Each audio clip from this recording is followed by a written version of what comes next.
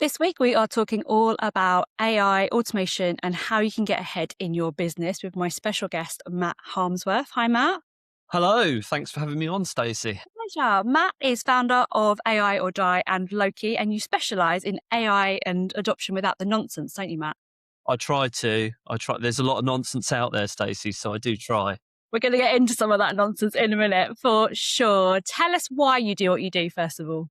Well, it's a massively long story, so I'll try and keep it brief because obviously nobody's really that interested in me. They're just listening to this to find out what the next tips and tricks are. But basically, I've scaled and grown a number of businesses over the years, starting as a tree surgeon, and then did some Hollywood drone pilot stuff for about 5 to 6 years.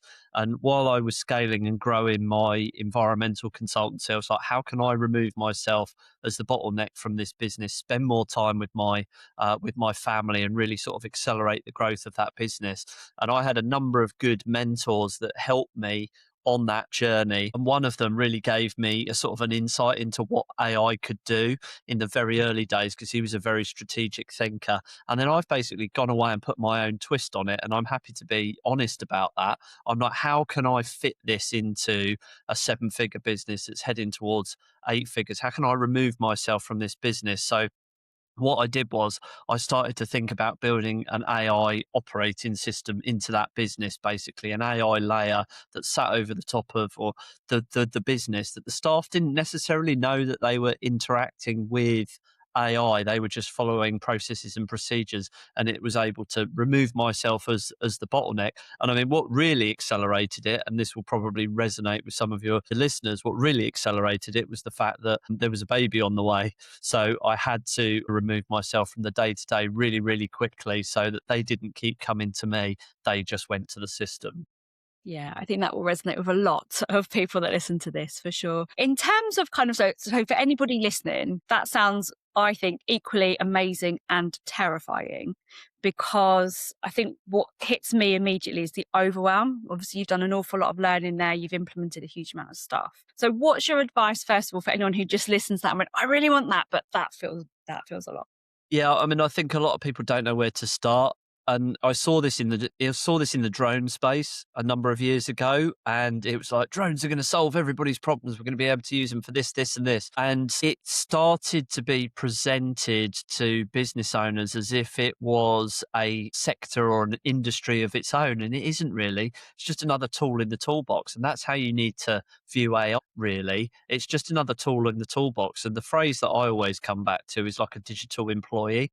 So depending on the size of your business, and it is relevant for all businesses, what you really need to consider is, what are the roles within this business that perhaps I need to bring in? I can maybe delay that hiring, and I'm not saying we should use AI to replace people at all. I'm just saying that what we should do is we should try and use it, robustly in a human-like way with love. So you should use AI to free up your people to do the best work. So if your audiences, if they've got team members, have a look at what they're doing day to day, look at their time tracking, and have a think about what tools that you could give them to make their lives a little bit easier. Or perhaps you're a little bit earlier in your business journey and you need some help and support with things like operation and finance and marketing decisions and things like that. If you give the AI a lot of context, and I know we've spoken about this offline and we probably will again, but AI loves context. It cannot give you, it's regurgitating information it knows, and it can't help you intelligently unless you give it context on you and your business. So one of the first ways that you can start with this is choosing a large language model to interact with, whether that's Gemini, ChatGPT, Claude, whatever it might be. We've all got our favorites. Everybody asks me what's the best, and I sort of challenge them on that and say they're all much for muchness, actually. But what you really need to do is learn one platform and double down on one platform and put your information into one platform. So concentrate initially on not trying to solve problems, but tracking your time, finding out what the time sucks are, and then actually diarising some time to learn one of these AI platforms and to see how you can use it at founder level. I would never give staff direct access to large language models because there's lots of business reputational risks there. So start with time tracking, find out where the bottlenecks are in the business, find out what the problems are, and then fix them at scale. You get a lot of emotion. There's a lot of emotion if you've got staff and you start talking about AI and busy work. There's a lot of emotion. Everybody says, I'm even too busy to do time tracking. And, to get them to buy into the process, you really have to sell it as you're trying to make their lives a little bit easier and make it a nice place to work. Get them to buy into the vision and the direction that you're taking the company. Really like that. I think we've become so ingrained with everything has to be hard that the thought of AI coming in and making it easier, our nervous system has suddenly become very scary when actually we should be celebrating going, yes, like things are going to get easier. But we have this real notion of it's not hard, it's not worth doing, right? Yeah, absolutely. And I think probably it's dropping away now, but there were a lot of purveyors of the kind of the hustle culture. And, if you're not getting up at 5 a.m. and reading Atomic Habits and, eating a protein bar and 6 steaks and then going for a run and walking the dogs and posting a video of yourself doing it on Instagram, taking in the sunshine and contemplation. I shouldn't say contemplation coffee because I did just that on my Instagram the other morning, but that's because it was a quiet moment. But we're told all this, and then we're told you need to work like a Trojan all day, and then at the end of the day you've got to be super present for your family, otherwise your relationship will fall apart and your children will hate you. How are you supposed to do all that as a human?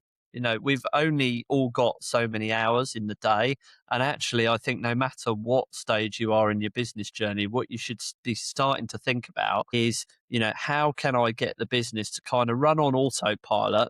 And the interactions with humans are the really valuable points. So we were working together at the weekend. I was lucky enough to come and speak on one of your panels, which was fantastic. And those kind of in-person events and that people to people contact point is going to become so valuable, I think. But yeah, this whole hustle till you die, it's not sustainable.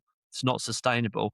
What you really need to think about as we stray into business consultancy really is the who, not the how. And what I mean by that is you need to find the right people to do things for you in your business as the founder, not try and do it all yourself. There's no brownie points. There's no brownie points in that. It just now happens that we've got the opportunity to have some digital employees in certain elements of the business, essentially.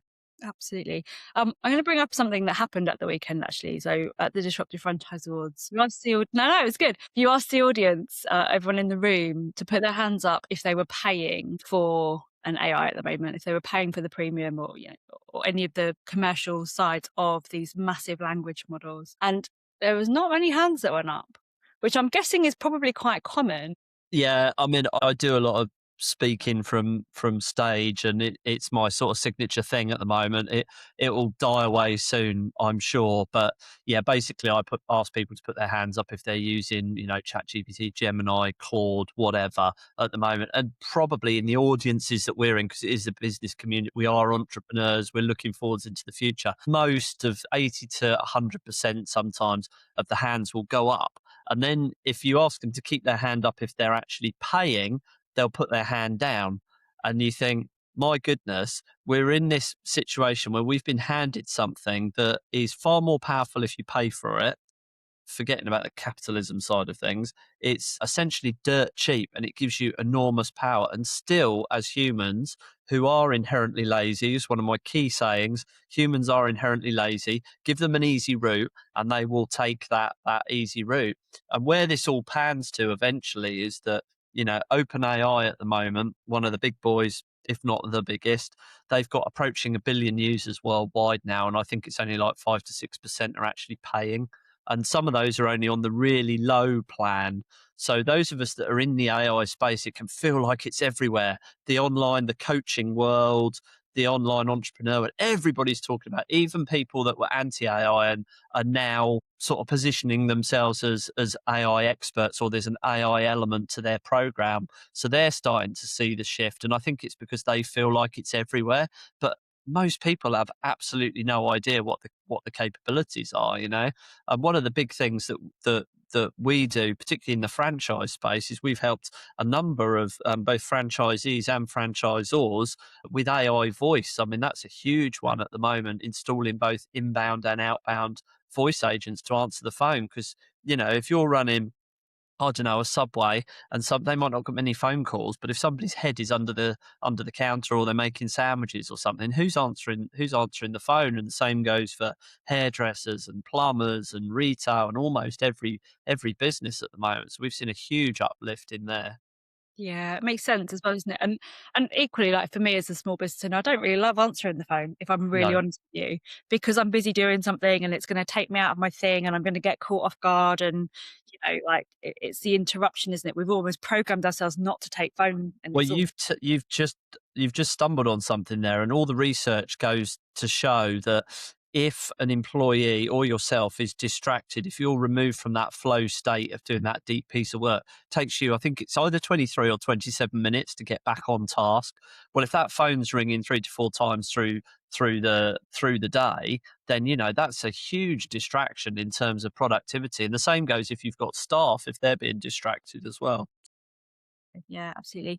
What do you think, Matt, is like one of the bigger barriers for people? So we talked about obviously like people aren't paying for it, and really we should be. I mean, imagine having a whole digital employer that costs you £20 a month. It's ludicrous that we don't pay for it. And I know there's other payment plans, but even just that level is a barrier for people. I personally thought for quite a long time, I don't feel like this now, but like there's some kind of secret magical thing that I'm missing. It can't just be as easy as like get on ChatGPT or get on Claude and use it properly. Like there must be some magical, mystical layer. Like what am I missing? So what do you think is the biggest barrier for small businesses in that context? I think there's a couple of things, Stacey. I think the first thing is they're worried about the effect it will have on their business, and I think also, we've had the Hormozes and the Gary Vaynerchuks of this world telling us that we must be producing a massive amount of content and poking it out there every day. And the problem is with that is that people, they judge themselves by the people that are a lot further ahead of them in their entrepreneurial journey. And I think as a result of that, when ChatGPT first came out, the very first version 3.0, there were versions before that, but they weren't generally accessible in the way that we see it with the chat interface. People jumped on it for content creation, and it was very, very powerful because it could go away, could do the research, it could produce that content very, very quickly. And we've seen the internet flooded with mediocre content, and you can spot it a mile off. Sentences that start like "and." I mean, it was a long time ago that I went to school, but I was told straight away, you don't start a sentence with "and." There's not a comma after "and." M dashes people have generally, which was a giveaway, as was emojis, as was bullet pointed lists from ChatGPT. I think people have worked out how to get that out, but there's other clues in there. And as soon as I see that, I know that that person is using a large language model with intelligence, but what they haven't done is spent the time to set it up properly. So I don't think it's necessarily that you're missing anything. I think there's an educational piece there.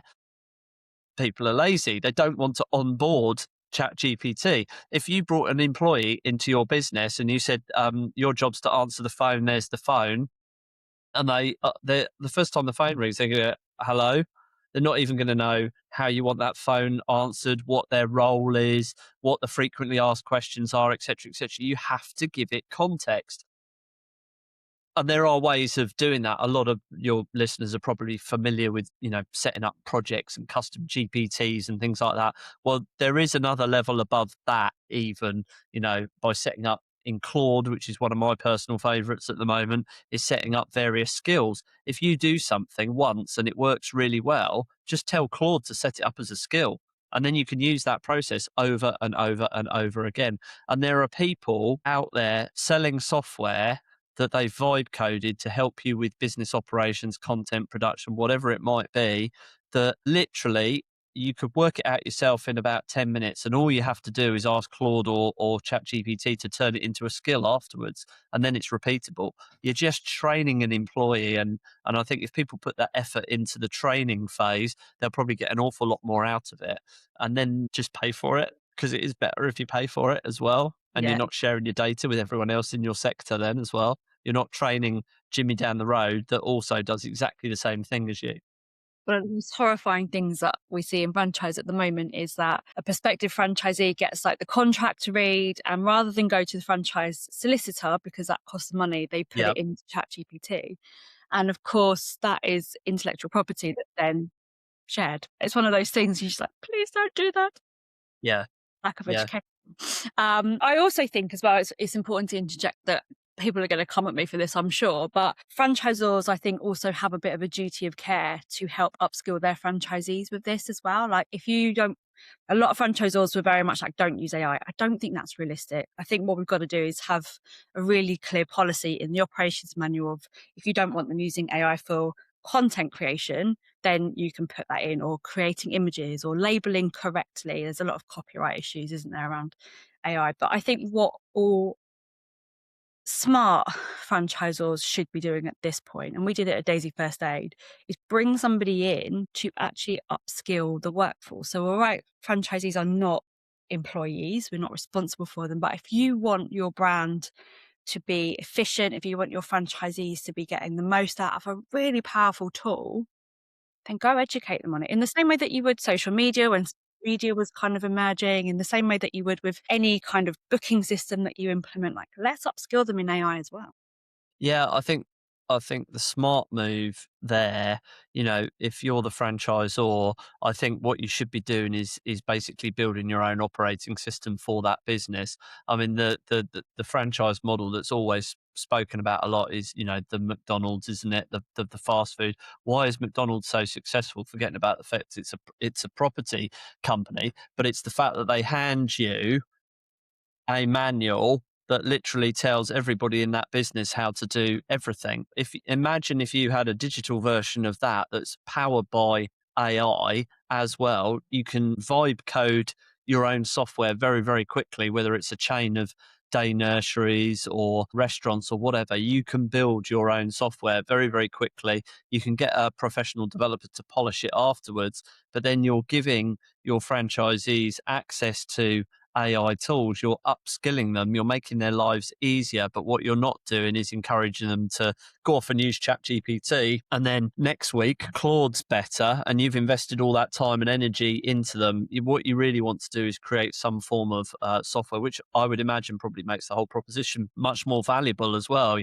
Imagine you take on I don't know, a franchise for a day nursery or something like that, and all the onboarding manuals and everything for the staff are digital, and there's a digital avatar of telling them what to do and walking them through it and all that kind of stuff. It's going to be much more powerful, and they're going to be up and running an awful lot quicker. Absolutely. I'm going to give a shout out to Katie Bullen at this point, an active marketing franchise group, because they have done exactly that. She has created and invested in essentially an AI layer to help the franchisees to write proposals and things like that. But it's all theirs. I think they call it Cora. And that is really whether they're a marketing franchise, so they are, at the forefront of that. But even if you're a first aid franchise or a nursery chain or, food and beverage, like, you're absolutely right. I think that's important. We're going to shift it into the front end customer now as well, I think, because from a franchisor point of view, lead gen, I want to ask you your thoughts on AI lead gen. But one of the things that I really have very clearly in my head and conversations I'm having with my franchisor clients at the moment is that we have these like marketing brochures that we want people to download. These have got to go on to chat, haven't they? Like, you've got to be able to chat and whether that's voice or like bot activated or whatever the mechanism is, rather than just like 2000 style, give them a PDF. Like, why are we not making that more interactive and therefore more accessible, right? Yeah, I mean, people will not interact with lead generation material in the way they used to. And you're certainly, I think, and it is controversial because a lot of people say it still works. I think it works depending on your niche.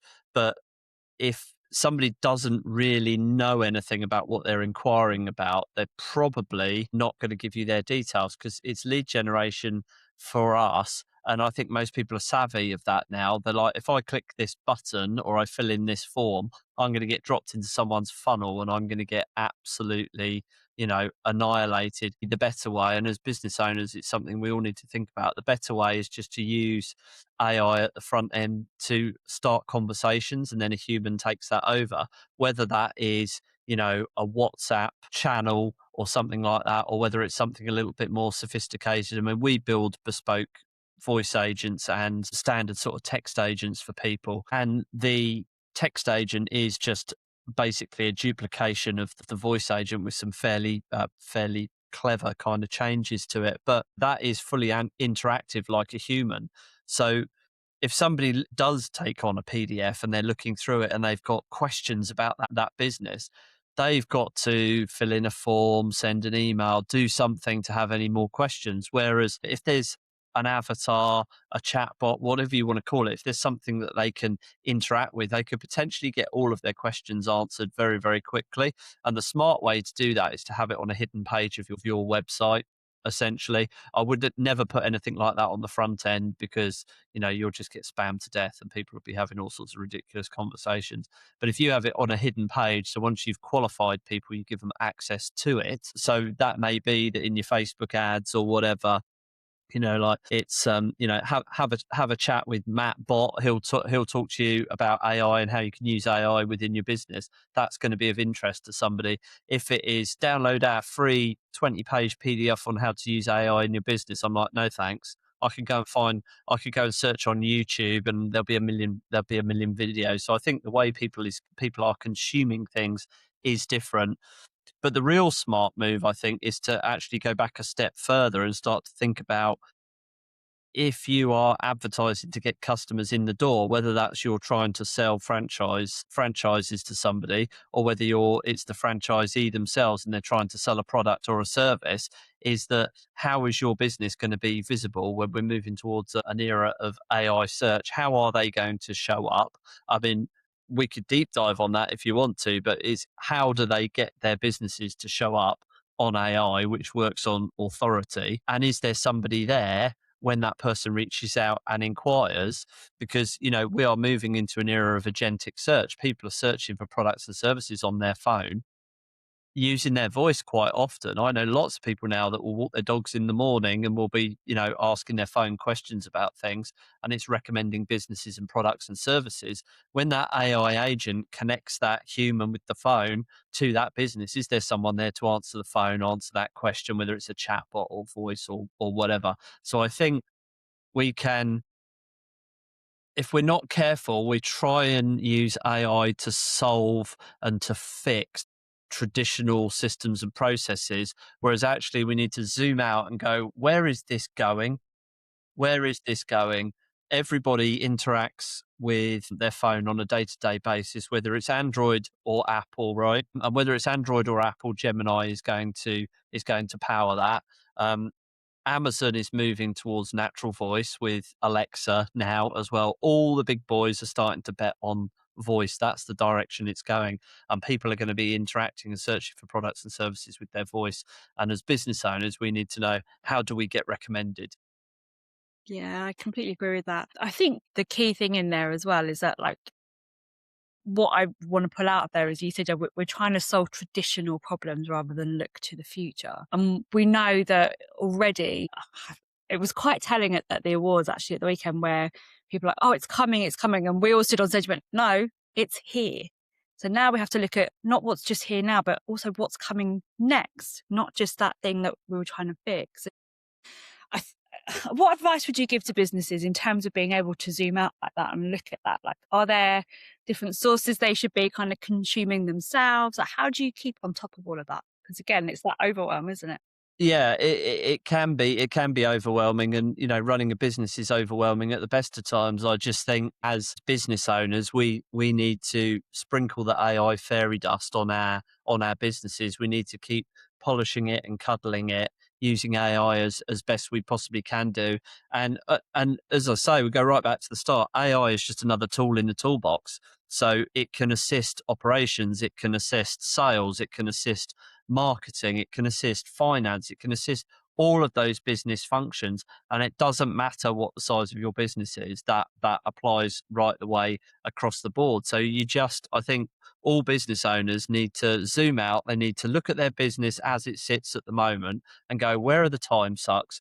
What are my staff drowning in? What am I drowning in? How can I make my life easier? Because what you also have to think is, this is going to be the new norm. I mean, imagine when email came in and you were sat there writing 10 letters a day. I remember my father, who's 84, voice noting into a dictaphone, and those tapes were then given to the secretary, and she typed them up and made it sound, and then posted them out. An email came along, and we were like, whoa, this is cool. And now email's the most overwhelming thing in the world ever. Hardly anybody is using it as it was intended, and we're all sort of moving towards WhatsApp.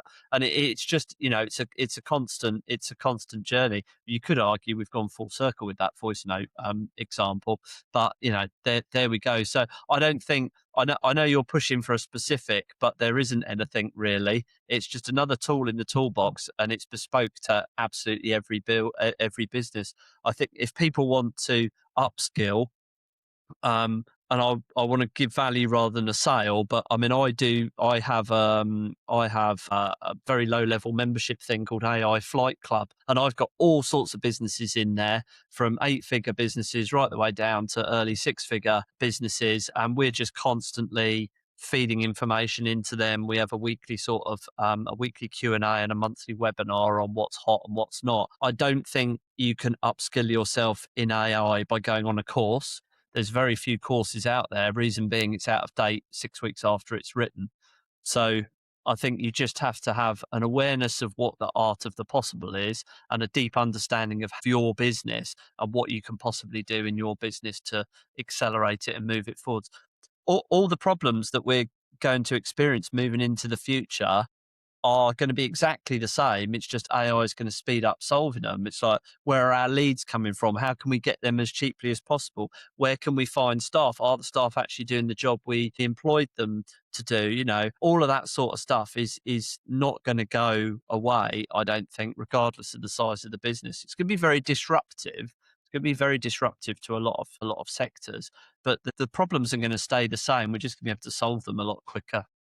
One thing I really liked that you said on stage at the weekend as well was that human psychology isn't going to change. No, 100%. Humans aren't going to stay the same. It's just the tools that we then have at our disposal to help us get what we need, right? Yeah. I mean, you think digital marketing, one of the absolute gods of digital marketing was Dan Kennedy, and the modern version of that is Alex Hormozy and Gary Vaynerchuk and all that. Where do you think those guys, you trace it back, it all goes back to the same people, the Zig Ziglars of this world, etc., etc. It's the same stuff being regurgitated over 30 years later. And what works? If you took one of Dan Kennedy's adverts that he used to write in a newspaper 40 years ago and you turn that into digital copy, still going to work, because it's humans selling to humans, and that stuff will still work. And actually, people are going to crave that more and more and more. This is not a dig at him, because I've got a massive amount of respect for him. But I was looking at Daniel Priestley, one of the pieces of software he's invested in, Videnary, or however you pronounce it. I was looking at that, and their whole sales pitch was, we will help you deliver really, really polished content. Awesome. But people don't want really, really polished content. They want me in the back of my office with the sound going up and down and all over the place, and a bit down and dirty, because it means I'm actually here. I'm actually here. I'm actually interacting, with you. And I think that's what people are gonna move towards. That they're gonna crave that. I think that polishedness is almost going to become a red alert for people. Completely agree with that. I did a whole episode on it actually a little while back, and all of the content from that episode went crazy, because exactly what you said, we want real people. We don't want to be following the script and distracted or given AI nonsense. And Well, look at all the big people in our sector. Look at Lisa Johnson, look at Nikki James, etc., etc., etc. All of them are all banging on about personal brand and how important personal brand is. And it is, when we think of Virgin, we think of Richard Branson. Go and check out his Instagram. He's got 3.5 million followers. Virgin's got 500. People want a figure. They want to see that personal brand before they give you money, before they invest into it. This is the reason I go on podcasts and I stand on stages, etc., etc., etc., etc. If I hid behind a digital funnel on Facebook, it just wouldn't work. Nobody would move towards us because they don't trust you. Yeah, completely agree. I think the the sense of trust almost comes from that actual, we've come really full circle in that, yeah, we trust everything, we trust nothing, we trust everything. Now we really don't trust anything online. We have to be able to see the person. And I think to be able to see the flaws and, the chaos in the background, it just makes you far more relatable. Completely. Yeah, 100%. I mean, we spend in one of my businesses, we spend an awful lot of money on paid advertising, and anything that we do to reduce skepticism and improve human to human interaction, and there is AI in that process, but it's towards the back of the process. It's heavily loaded with humans at the front, and every time we make a change to make it more human, from a bloke that runs an AI consultancy and works with £100 million businesses all over the world, it's funny that that you would think that everything that I did was AI. Well, it's not. It's not. You don't want it up there in the front. Look at us. Look what we're doing with AI, because that will turn a lot of people off. Yeah, completely agree. Matt, I've loved chatting to you. I think there's so many gems in there for people to take away. How do people find you? Yeah, they can find me on Instagram. Just search for Matt Harmsworth. There's not very many of us out there with that surname. Or you can go to my website, which is matt-harmsworth.com. And on there, you can get access to Flight Club and my newsletter and all the freebie stuff that it adds real value. Amazing. We'll put those into the show notes. Matt, thank you so much. That's it for this week. Thank you very much. Cheers, Stacey. See ya.